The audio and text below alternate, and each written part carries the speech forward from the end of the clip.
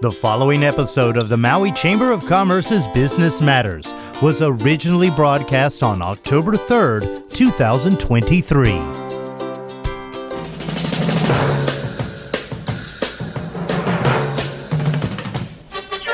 Good morning. It's time now for Business Matters, brought to you by Mokulele Airlines. And now here's your host, Pam Toompop. Good morning, Pam. Hey, good morning, Gary. How are you? I'm very good. How about you? Oh, it's an awesome day, but I'm actually starting off the radio show this morning at the Kahului Airport. Wow. So if anybody hears any background noise, please excuse the noise. You're not having a party at your house. You're at the airport. I'm at the Hawaiian Airlines. Yes. I'm at the Hawaiian Airlines room. But we're going to have a lot of fun today. Thank you so much, Gary, for all you do for the show. We're pleased to tell you about small business resources that you can learn about from the Department of Business, Economic Development, and Tourism and what they are doing to help. And they have a wide variety of resources. And then we're going to meet FEMA Regional Administrator Robert Fenton and get an overview of FEMA resources on Maui. You've seen him on TV. We're going to hear him live this morning.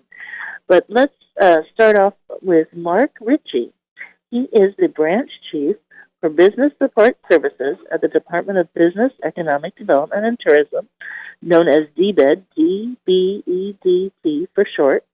Mark works on a number of economic development programs, the most important of which is the Community-Based Economic Development Program. It's known as CBED, C-B-E-D. And CBED provides grants, loans, and technical assistance to help small businesses grow and be successful. One great example to speak about is DBED's involvement in the Made in Maui County Festival, and we're going to tell you a little bit more about that toward the end.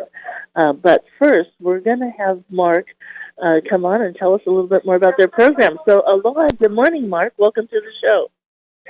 Aloha, Pamela. Thank you very much. It's great to be here. Well, you do such amazing things. I often run into you at this conference and that conference as you're promoting DBED's amazing programs. Can you, but given what's happened recently with the wildfires, we've seen fires on the Big Island, of course, Kula and Lahaina. Can you talk about some of the programs created for small businesses that were affected by the wildfires, either directly or indirectly? Okay, yeah, great. Thank you. Mahalo, Pam, for that. DBED, obviously we're working very closely with our federal partners, very important with FEMA, SBA, and other federal agencies, state agencies, and also a lot of nonprofits and community groups that are involved in sort of disaster recovery. And that's very important. But I did, for the business community, want to mention a couple of things because I know it can be a little bit daunting, just all the different groups and resources out there. But if you're a business affected by, the either directly in the Lahaina area or just in general with a drop-off in your business, I think a couple of resources that you might want to look at. The SBA has set up offices, and also in conjunction with the state offices, and DBED actually has one in the Hawaii Technology the Maui Research Technology Center there in Kihei. And it'd be great to sort of get an appointment with particularly the Small Business Development Center there, and you can talk to business advisors that can actually help bring in the right resources that might be most appropriate for your business situation in terms of where you are. Those looking for funding, there is an interesting fund called Kako'o Maui Fund, and they are doing a donation campaign and looking at funding applications for small businesses and nonprofits and community organizations. And you should go to Maui Nui Strong, all one word, .info. That's MauiNuiStrong.info for that particular opportunity for business relief. Also, DBED has started a Pathways to Recovery series. It's basically a website where we list a lot of those business recovery resources, and we're actually going to be doing one on small business recovery. It'll be sort of a webinar here shortly, and more information on that could be found at DBED, that's dbed.hawaii.gov/pathways to recovery, all one word. Again, that's dbed.hawaii.gov/pathways to recovery, all one word. And they're all the DBED resources and also all of our partner resources there in one place. And so it helps navigate the situation for small businesses on Maui. That is tremendous. You folks have done an awesome job. And I just want to, it's Pathways to Recovery with an S. Is that correct? I just want to make sure everybody gets it correct. Pathways, yes, it's plural, yes. Pathways to Recovery, yes. Awesome. Well, so many exciting things. And good to know that you've got programs coming up as well. So we want to have people check that regularly. Put it on one of your top lists that you go back to, since there'll be emerging programs as time goes on. Another thing that you work with businesses on are just some of the challenges that they face each and every day. Can you share with us, Mark, some of the common challenges that you see small businesses encountering, and any things that happen as they go through some of the application processes, both for your programs or some of these others? What advice would you give our listeners who may be interested in applying for assistance? Yes, I'll answer maybe in two ways. First is just for the sort of disaster recovery process. I think what I just sort of kind of already kind of intimated was just navigating the system and knowing which program might be best for you given your business situation. And that's why I really suggest, trying to get an appointment at a small business development center there in Kihei. That's at the Maui Research Technology Center. They actually have business advisors on the ground, and they are completely familiar with all the different potential programs out there to help small businesses, and they could work with you to find the right one. And that might be one of the easiest ways to get an appointment, if you can get to Kihei and actually talk to one of the business advisors. There's also an SBA office there, and they're very good at helping. I know they actually do they have disaster loans, low-interest disaster loans they're offering, but also they know a lot about all the other kind of business support services, particularly from the federal level, but also from the state level. For our DBED programs, they aren't disaster related, but they're business support related, which we think will really come into play here in the coming months, where our division at DBED, we try to help companies grow, be successful, particularly companies that make things. That's why we support the Made in Maui festival and other festivals like that throughout the state. And those are division. We work on. We have a small business loan program to help companies expand, with working capital and equipment. We do the enterprise zone program, where if you're starting to hire people, you could actually get tax relief if you're located in the enterprise zone. We do a lot of export development, helping companies sell their products beyond Hawaii, and then particularly overseas in places like Japan, as your company grows and are prepared for that. So we have a lot of programs that are sort of standard programs. Again, they're not specifically disaster-related programs, but we hope that, and we really want and encourage Maui companies in the coming months to try to take advantage of those support services to help their companies sort of grow and, stabilize. They're all very worthwhile programs, so I want to encourage businesses, make sure you're looking into these, because they're phenomenal state programs, and you've got access here locally through Wayne Wong at the Small Business Development Center. He can help you look at what will work best for you. One of the things that, thank you for mentioning his name, Pamela. That's great. I was almost going to mention his name, but I know he has other sort of business advisors helping, because obviously it's a big job that he's doing now. That's very true, and he also has a great financial expert in Fred Rickard, and Pat Diaz is there. They've got a team, so it's a great group. Yeah. And you've got so many online resources, so people, when they're trying to access, they can either go online or in person to seek these types of resources offered by DBED. So, tell us a little bit about navigating the online system. where they find Okay. more information? Well, for the DBED program specifically, you could either go to the DBED website, which is just dbed.hawaii.gov, or you could actually go to our specific division website. And again, our division, it's the Business Development and Support Division at DBED. We're very business-facing. Again, our role is to help companies grow and to be successful, help them sell the product in Hawaii, but also beyond Hawaii, particularly overseas. And our website is invest.hawaii.gov. And you'll see, enterprise zones, the CBED program, and also we have links to some of the disaster relief efforts as well on that website. And that was BEST, B-E-S-T?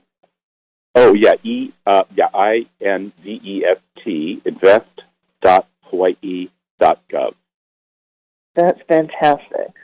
Yeah, you have a plethora of information, and I really want to get people excited about this website because there's so many things they can find. I also want to have you talk about, because you reached out to us through your CBED program, understanding that so many small businesses were devastated by the wildfires, and you wanted to assist. So please share with our audience how you folks, through DBED and the CBED program, are assisting small businesses on Maui at the annual Made in Maui County Festival this November. Okay, sure. Thank you, Pamela. Our CBED program is sort of advised by a board, and that's our CBED Advisory Council, and that's made up of small business owners from throughout the state. It's a small council, but given everything that happened on Maui, we wanted to find how could we do something immediately, even though our programs really aren't set up for disaster relief, but DBED already supports, kind of just in a small sponsorship way, the Made in Maui Festival, but we thought, is there a way we could go into that in a bigger way to help companies? And so working with our CBED Advisory Council, we came up with the idea of, would we rebate all the companies that are exhibiting, and I think you have like 132, and pick up their booth space. And so what we did is we put a grant together, our CBED Advisory Council passed that, and so now the companies that will be exhibiting at the Made in Maui County Festival will be able to rebate their exhibitor costs. It's kind of a flat rate for everybody. We kind of took the average exhibitor cost for the booth space. And we thought this might be a way so that they don't have to worry about that part of things and just worry about, kind of trying to sell their product, because the Made in Maui County, the Made in Maui Festival is a great way to sell your products not only on Maui, but outside of Maui, statewide. And we even have, I know you have buyers coming in from outside of the state, and DBED even brings in, some Japanese buyers for that show to look at various products and the companies that are exhibiting there. So it's a great way. It fits our mission, trying to help companies sell throughout the state and even beyond the state. And so hopefully this will be a great thing and sort of help a lot of these companies that are exhibiting at that festival. Well, I just want to say it is a tremendous way to help, and our companies are very grateful, very surprised. We were looking for some kind of assistance, and you happened to call at the perfect time and say, "How can we help?" And it was just meant to be. But it's sometimes hard for people to recognize that our businesses in Hawaii, many of them, we call them small businesses, but by national standards, they're, especially in the niche manufacturing arena, they're really micro businesses. But we have seen tremendous success through this show, taking people who started as hobbyists and then starting a micro business to, having employees and to growing significantly and renting retail space or doing food trucks or doing a whole host of different things. But or selling, a lot of people are killing it online, which is fantastic. And it's through those buyer relationships, those wholesale buyers and distributors, which DBED has always helped us with. And this year we're looking to do a lot more. We've We've had a national contest going to encourage people across the nation to tell us about their favorite stores in their area that sell locally made products from Hawaii by local hands and hearts. And so it's been fun to see kind of people ringing in on this contest. But what it does for us is helps us gain new contacts and lets people know that we've got products to sell not only in our state, but we've got amazing products that can be sold elsewhere. And David and Lyle always brings over the Hankyu team from Japan, and that's been a huge success for many vendors. And we'll be doing that this year. Yes. So, yes, we look forward to that, and all the plans are being made now for that, for our folks from Osaka, Japan, to come and look at all the different products and things available on Maui. Well, we are so grateful because you've always supported us, and now you jumped in with this fire and found another level, and still kept all the other levels of support, which you've been doing. And you folks also do national trade shows, too, and do other trade missions to other regions to help people connect with buyers. Can you tell us a little bit about that? Right. Part of our export development, we call it the High Step Program, the Hawaii State Trade Expansion Program. We'll take groups of companies to overseas trade shows. We arrange all the booth space and things, and try to help sell our products overseas. For instance, we go into the Tokyo International Gift Show. We do the Natural Product Show, which is a global show, but it's in Anaheim, California every year. And we do a number of trade shows like that. So companies who are interested in selling their products overseas, please go to, again, that's invest.hawaii.gov, and click on the High Step program, and there's all sorts of information there. Part of it, we also do seminars, kind of educational things, but then it has all the sort of the trade shows we're doing, and also there's an individual company assistance component. If there's trade shows that you want to go into that we're not doing, we could actually help subsidize some of the booth space and a lot of other costs for a company to try to sell their products overseas. So definitely take a look. Go to our website and take a look at that program.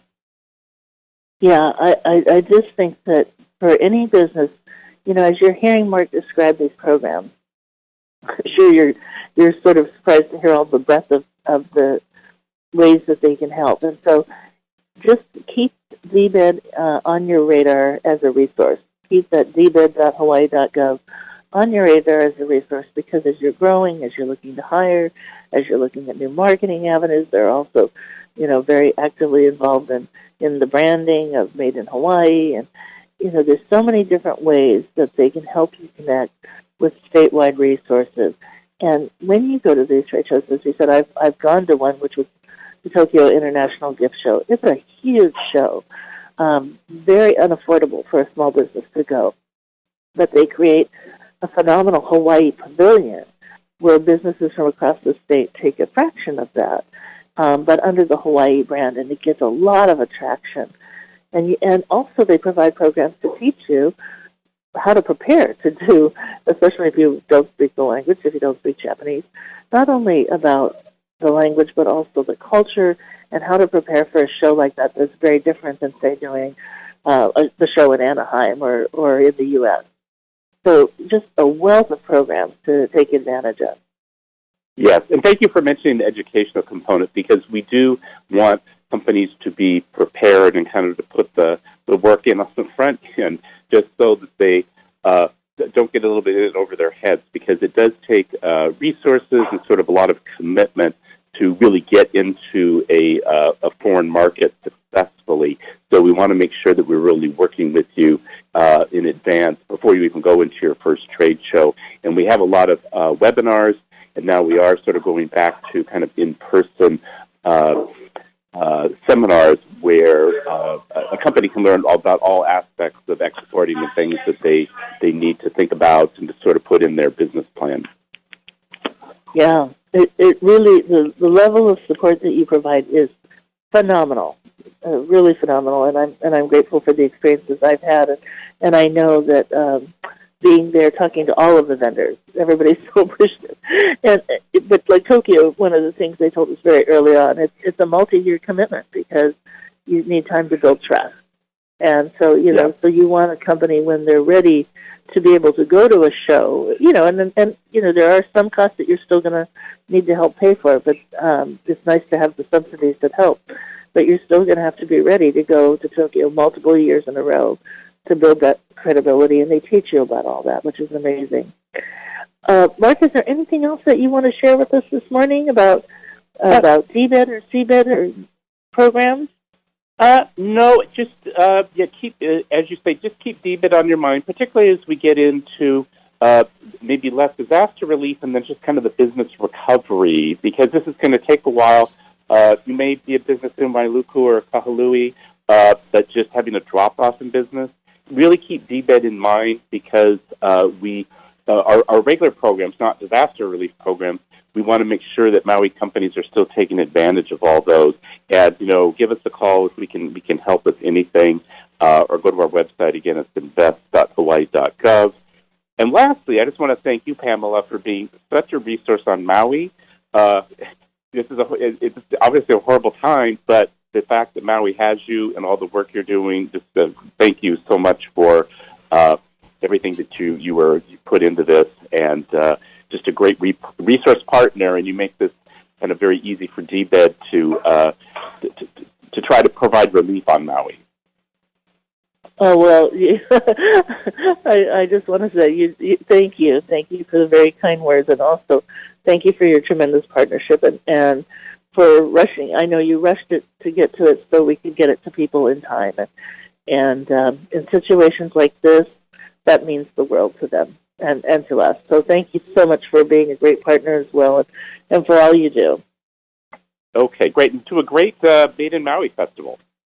Thank you so much to a great Made in Maui festival. We look forward to having you. And thanks so much for being on the show this morning, Mark. Okay, it's my pleasure. Mahalo. Take care. Aloha. We're going to take a quick break from our sponsor, Mokulele Airlines, and we'll be right back. Mokulele Airlines operates the largest commuter airline hub in the country, right here in Kahului. Fly Mokulele from Kahului to Molokai, Lanai, Hana, Waimea, Kona, and now Hilo. Mokulele also operates the only flights between Kapalua and Honolulu. There is never a middle seat on Mokulele, and every seat has a window and aisle. Visit mokuleleairlines.com and take your next flight from the newly renovated Mokulele Terminal. Well, we're back, and I just want to take a quick minute to share a little bit about the 10th annual Hawaiian Airlines Made in Maui County Festival that we were just talking about with Mark Ritchie, and it is on this year. I know with the wildfires and so much going on in our community, many people have worried that maybe it wouldn't happen, but it is on this year. We heard from all of the vendors who asked to keep this important event alive, and it's a major selling day for them, and it's a chance for them to connect, as we were talking about earlier, with new wholesale buyers and retail buyers. That gives them revenue streams throughout the year and helps keep their business alive and keep their employees employed. So we've been reaching out to vendors to continue to let them know that the festival is on.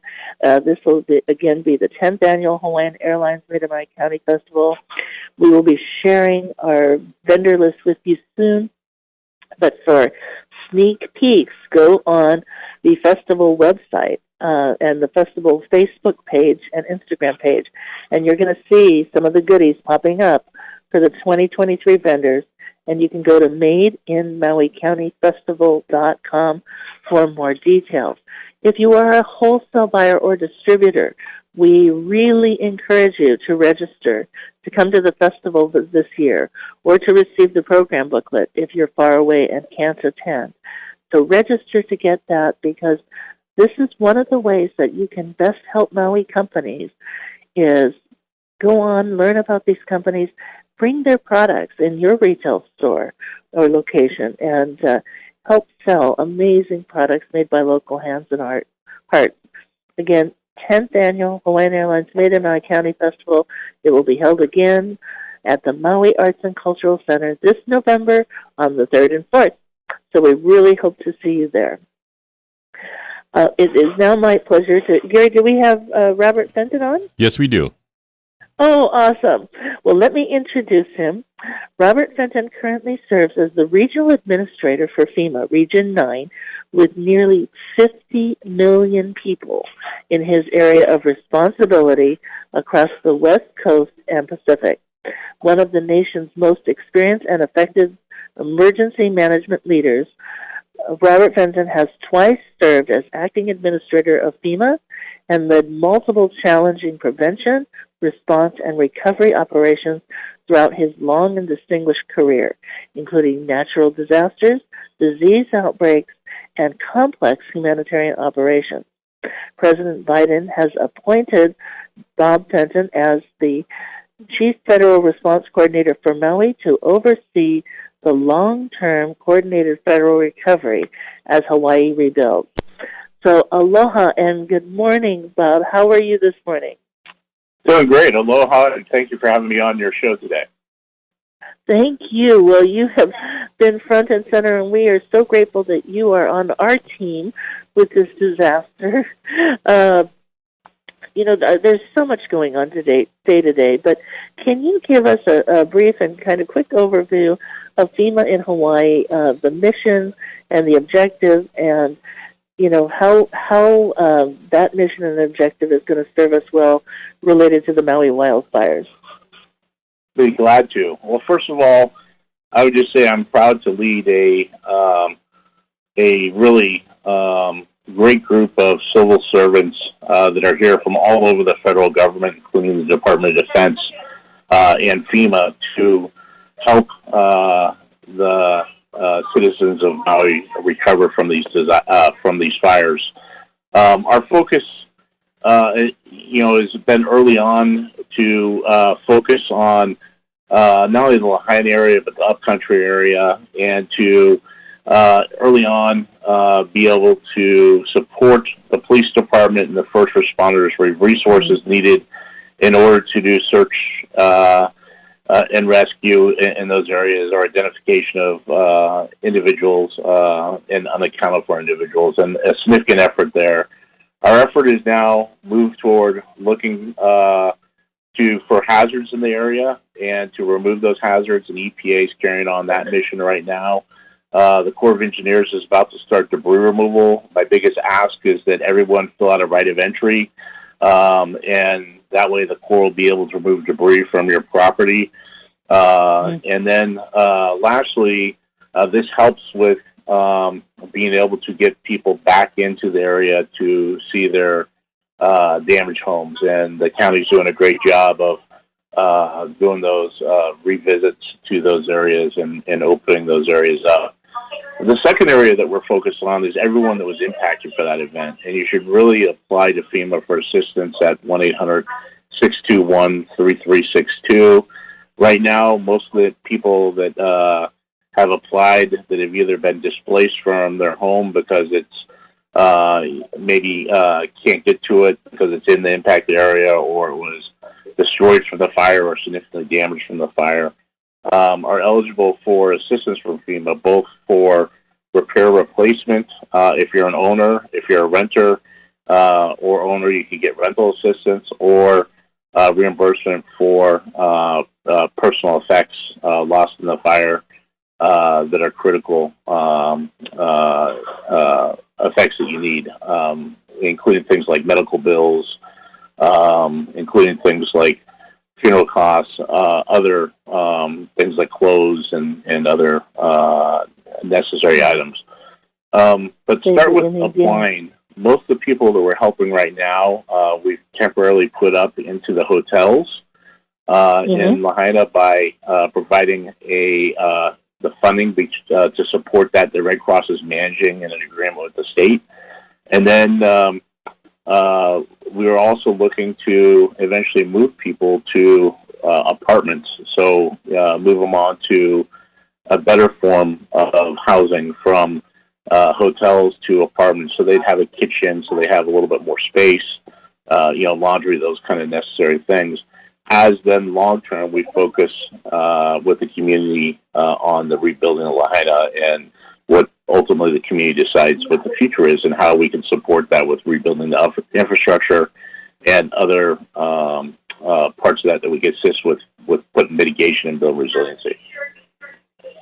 Yeah, this is going to be a journey, and I appreciate you talking about all the amazing quality people you have on your team that are out there.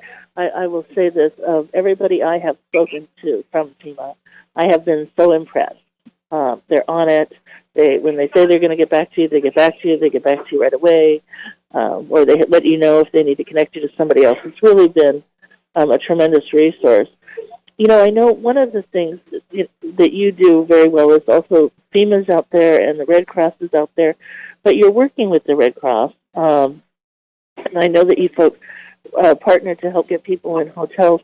Can you tell us a little bit about how you partner with Red Cross? I don't know if it goes beyond the placements, but I'm sure there's other ways that you're working with them. And then can we talk a little bit about, there was some concern about these hotel dates and when the hotels, that there was a wave of people who might have to move out September 29th, and that date has passed, and people were concerned, and there was another October wave toward the end of October. But can we talk a little bit about that hotel or housing security in the next couple of months? Yeah, glad to talk about that. First of all, over 2,500 individuals have received rental assistance, and that rental assistance is based on projected requirements for 2 months' rent. And then what can happen if you're eligible for that is you could actually contact FEMA once you rent something, and we could give you 3-month incremental funding for rent going forward, up to 18 months.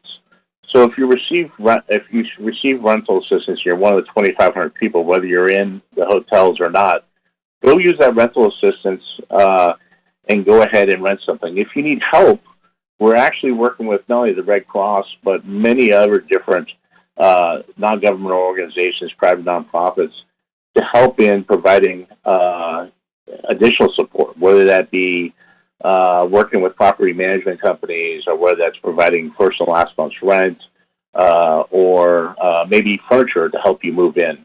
All those kind of things are available to you once you phone that 1-800-621-3362 FEMA number. Also, you can go to our Disaster Recovery Center and seek assistance there. Specifically, the relationship between us and Red Cross is one where we work with Red Cross all over the country, along with other nonprofit organizations throughout the country.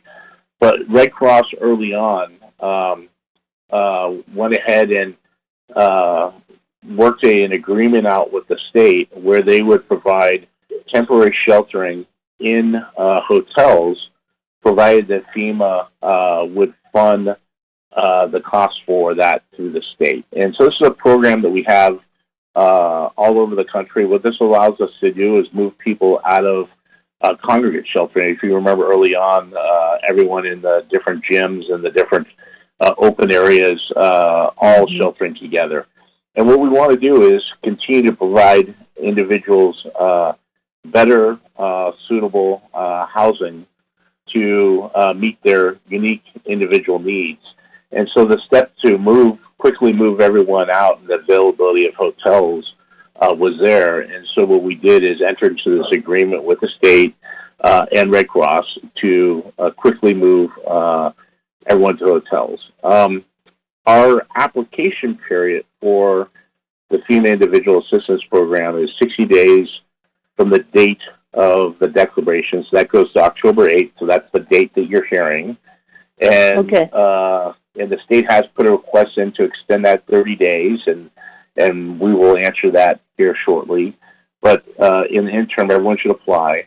And then the September 29th day that passed was the first 45 days of putting people into hotels, putting Maui citizens into hotels that have lost, that were impacted by the disaster. And basically what that 45 days is the ability for Red Cross to put anyone in there that was impacted by the fires that needs assistance. And then what happens during those 45 days is that everyone needs to be able to register for FEMA assistance in order to stay in hotels and for us to continue to fund your continuing stay in hotels. So the 45 days was a need to to go ahead and register for FEMA.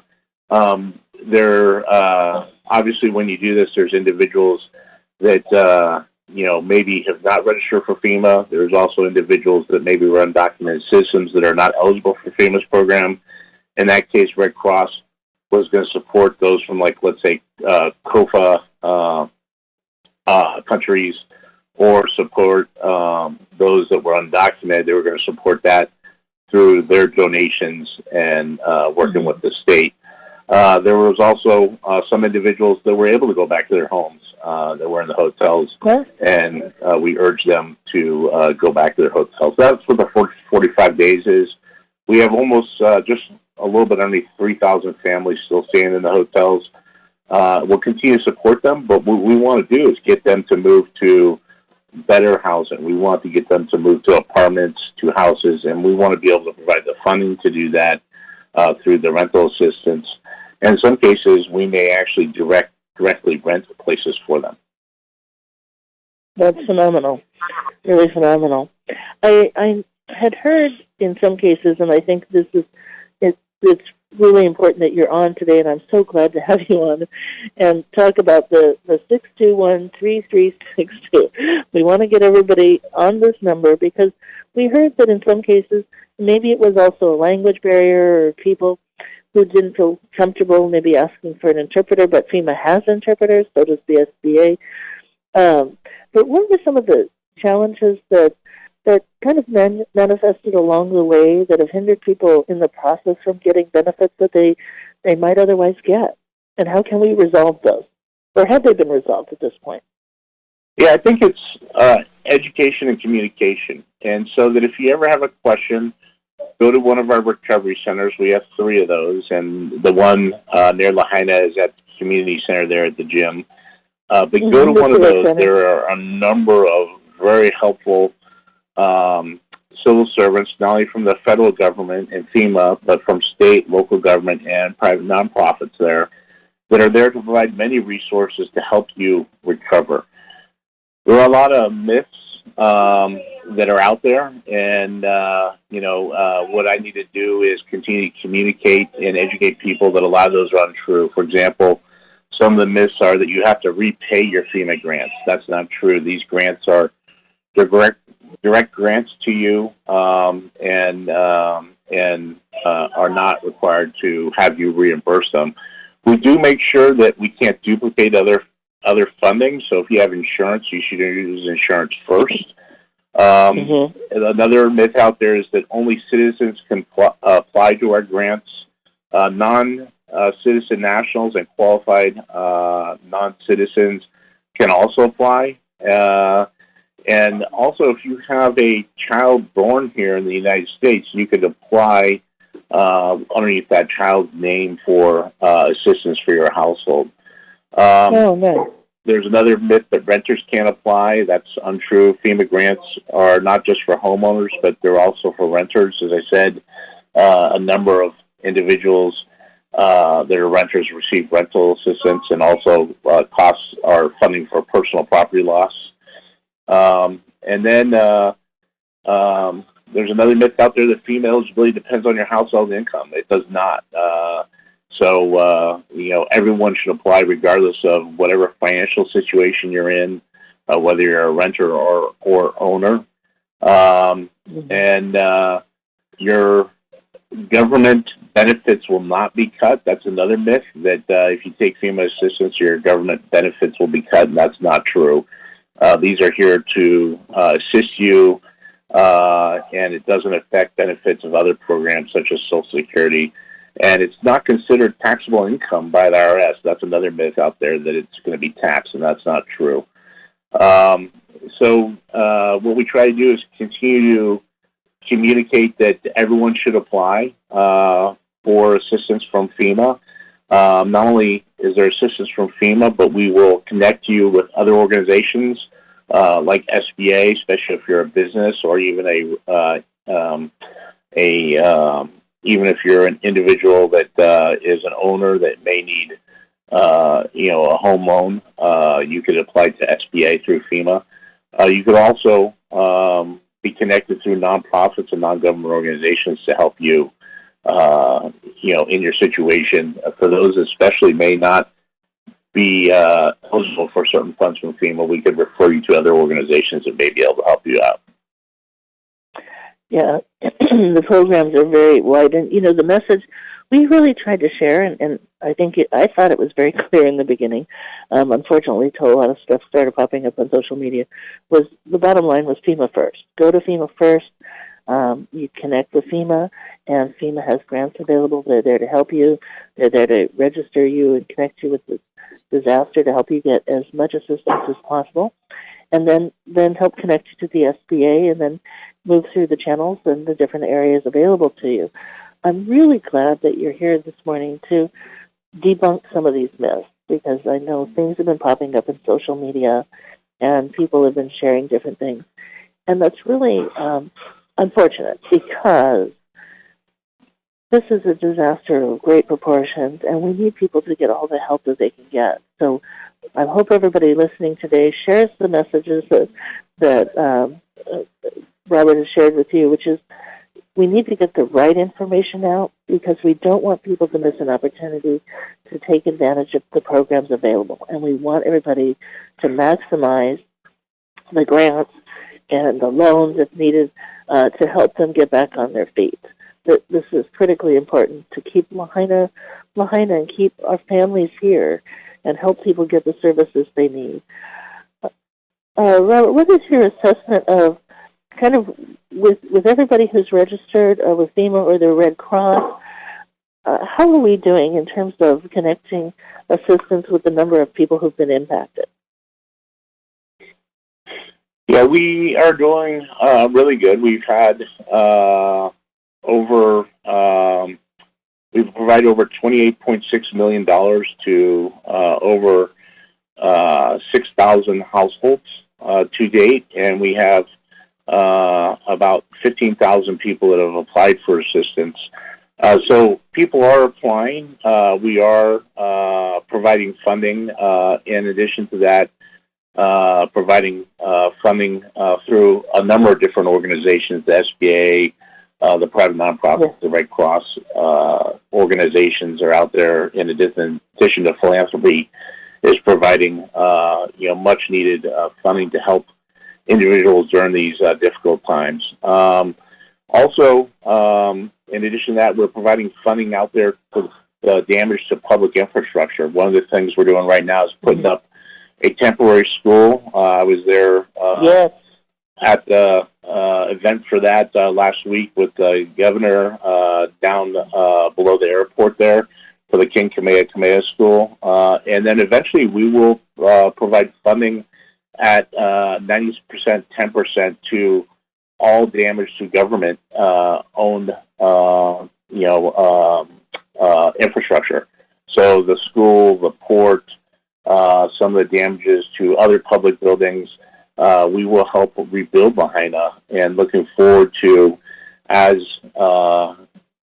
new Lahaina is how that looks. One of the good things we'll do is not only rebuild it back the way it was, but we want to rebuild it more resilient and stronger. And then the other thing is we put 15% of all the funding we spend on this disaster aside to work on mitigation and make things more resilient. And then I would just lastly add that the White House and the President, who is out here personally early on, and I continue to brief him and his cabinet, he continues to send cabinet secretaries out here, are providing funds from multiple different federal agencies to help with the future of Lahaina. And so, how can we do things that are not only impacts directly related to the fires, but how can we take this opportunity to,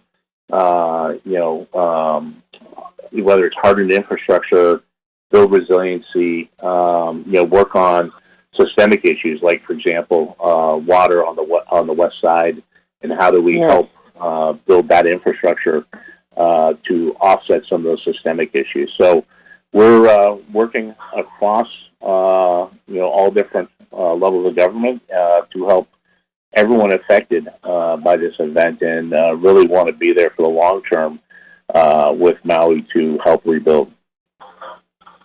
Well, again, I can't say it enough. We are very grateful, and we're so pleased to have you leading the charge, and we're pleased to have so many people helping and to have the great support of the Biden administration and all of our amazing congressional leaders who are working to ensure both, well, I should say not just our congressional, county, state, and federal leaders who are working so hard to get the resources. We know it's a long haul, and I really appreciate again that you also said not only rebuild Lahaina and have the Lahaina we cherish, but also with a more resilient Lahaina, because we know that we've got to do a lot of things that we're behind in to make sure that we're more resilient and to prevent something like this from happening again.